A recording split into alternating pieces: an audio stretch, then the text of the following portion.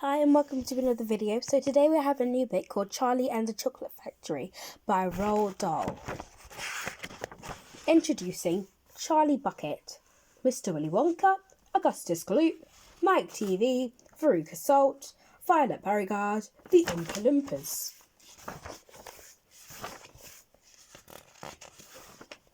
Chapter 1. Here Comes Charlie. These two very old people are the father and mother of Mr. Bucket.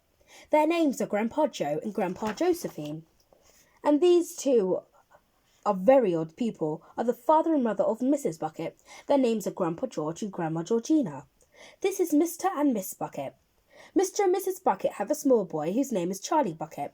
This is Charlie. How do you know? And how do you know? And how do you do again? He's pleased to meet you. The whole of his family, the 6 grown-ups, count them, and the little Charlie Bucket lived together in a small wooden house on the edge of the great town. The house wasn't nearly large enough for so many people, and life was extremely uncomfortable for them all. There were only 2 rooms in the place altogether, and there was only 1 bed. The bed was given to the 4 old grandparents because they were so old and tired. They were so tired they never got out of it. Grandpa Joe and Grandma Josephine were on this side, Grandpa Joe and Grandma Georgina on this side. Mr. and Mrs. Bucket and little Charlie Bucket slept in another room, upon mattresses on the floor. In the summertime this wasn't too bad, but in the winter freezing cold draughts blew across the floor all night long, and it was awful. There wasn't any question of them being able to buy a better house, or even one more bed to sleep in. They were far too poor for that. Mr. Bucket was the only person in the family with a job. He worked in the toothpaste factory, where he sat all day at a long bench, screwed up little caps on the top of the tubes of toothpaste after the tubes had been filled. But a toothpaste cap scrubbers never paid very much money, and poor Mr. Bucket, however hard he worked, and however fast he screwed on the caps, he was never able to make enough to buy 1/2 of the things that such a large family needed. There wasn't even enough money to buy proper food for them all. The only means they could afford were bread and margarine for breakfast, boiled potatoes and cabbage for lunch, and cabbage soup for supper. Sundays were a bit better. They all looked forward to Sundays, because then, although they had expectedly the same, everyone is allowed a second helping. The Buckets, of course, didn't starve, but every one of them, the 2 old grandfathers and the 2 old grandmothers, Charlie's father, Charlie's mother, and especially little Charlie himself, went about from morning till night with a horrible empty feeling in their tummies. Charlie felt it worse, and although his father and mother often went without their own share of lunch or supper so that they could give it to them, it still wasn't nearly enough for a growing boy. He desperately wanted something more filling and satisfying than cabbage and cabbage soup. The only thing he longed for more than anything else was chocolate. Walking to school in the mornings, Charlie saw great slabs of chocolate piled up high in the shop windows, and he would stop and stare and press his nose against the glass, his mouth watering like mad. Many times a day he would see other children taking bars of creamy chocolate out of their pocket and munching them greedily, and that, of course, was pure torture. Only once a year on his birthday did Charlie Bucket ever get to taste a bit of chocolate. The whole family saved up their money for that special occasion, and when the great day arrived, Charlie was always presented with 1 small chocolate bar to eat all by himself, and each time he received it on those marvellous birthday mornings, he would place it carefully in a small wooden box that he owned, and treasure it as if it was a bar of solid gold, and for the next few days he would allow himself to look at it, but never to touch it. Then at last, when he could not stand it any longer, he would peel back a tiny bit of paper, wrapping up one corner to expose a tiny bit of chocolate, and then he would take a tiny nibble, just enough to allow the lovely sweet taste to spread slowly over his tongue. The next day he would take another tiny nibble, and so on, and so on. And in this way, Charlie would make a 6-penny bar of chocolate last him for more than a month. But I haven't yet told you about the one awful thing that tortured little Charlie. The lover of chocolate more than anything else. This thing for him was far, far worse than seeing slabs of chocolate in the shop windows or watching other children munching bars of creamy chocolate right in front of him. It was the most terrible, torturing thing you could imagine, and it was this.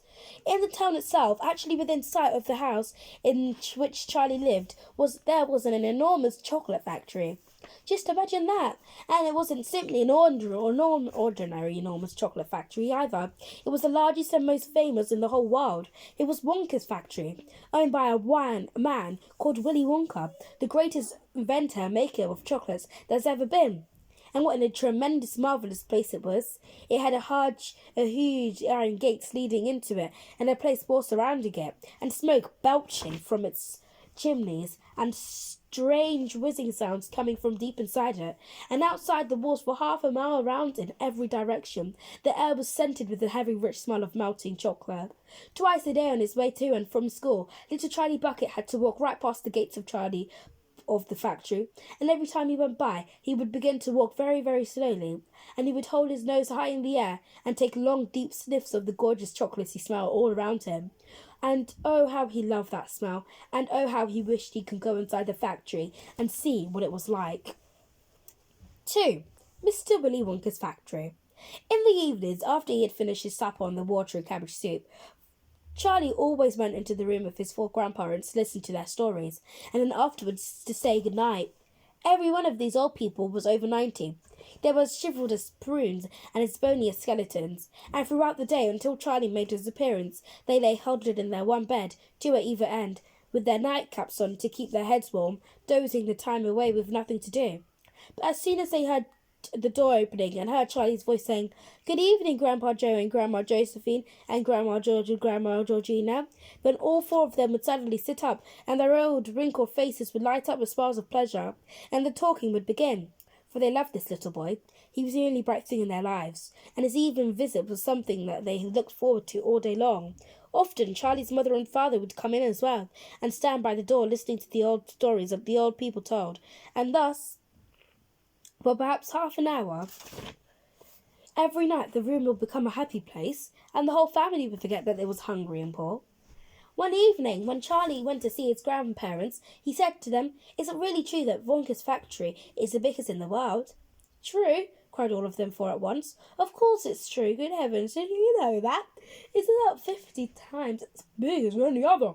And is Mr. Willy Wonka really the cleverest chocolate maker in the world?" "My dear boy," said Grandpa Joe, raising himself a little higher on his pillow, "Mr. Willy Wonka is the most amazing, the most fantastic, the most extraordinary chocolate maker the world has ever seen. I thought everybody knew that." "I knew he was famous, Grandpa Joe, and I knew he was very clever." "Clever?" cried the old man. "He's more than that. He's a magician with chocolate. He can make anything he wants. Isn't that a fact, my dears?" The other 3 old people nodded their heads slowly up and down and said, "Absolutely true, just as true as can be." And Grandpa Joe said, "You mean to say I've never told you about Mr. Wonka and his factory?" "Never," answered little Charlie. "Good heavens above, I don't know what's the matter with me." "Will you tell me now, Grandpa Joe, please?" "I certainly will. Sit down beside me on the bed, my dear, and listen carefully." Grandpa Joe was the oldest of the 4 grandparents. He was 96 and a half, and that is just about as old as anyone can be. Like all extremely old people, he was delicate and weak, and throughout the day he spoke very little. But in the evenings, when his beloved grandson was in the room, he seemed in some marvellous way to grow up young again. After all his tiredness fell away from him, and he became as eager and excited as a young boy. "Oh, what a man he is, this Mr. Willy Wonka!" cried Grandpa Joe. "Did you know, for example, that he himself invented more than 200 new kinds of chocolate bars, and each with a different centre, each far sweet and creamy and more delicious than anything the other chocolate factories can make?" "Perfectly true," cried Grandma Josephine. "And he sends them to all the 4 corners of the earth. Isn't that so, Grandpa Joe?" "It is, my dear, it is, and to all the kings and presidents of the world as well. But it isn't only chocolate bars that he makes. Oh dear me, no, chocolate bar. He has some really fantastic inventions up his sleeve. He has Mr. Willy Wonka has. Did you know that he's invented a way of making chocolate ice cream so that it stays cold for hours and hours without being in the refrigerator? You can even leave it lying in the sun all morning on a hot day and it won't go runny." "But that's impossible," said little Charlie, staring at his grandfather. "Of course it's impossible," cried Mrs. Grandpa Joe. "It's completely absurd, but Mr. Willy Wonka has done it." "Quite right," the others agreed, nodding their heads. "Mr. Wonka has done it." "And then again," Grandpa Joe went on, speaking very slowly now, so that Charlie wouldn't miss a word, "Mr. Willy Wonka can make marshmallows that taste of violets, and rich caramels that change colour every 10 seconds as you suck them, and little feathery sweets that melt away deliciously the moment you put them between your teeth.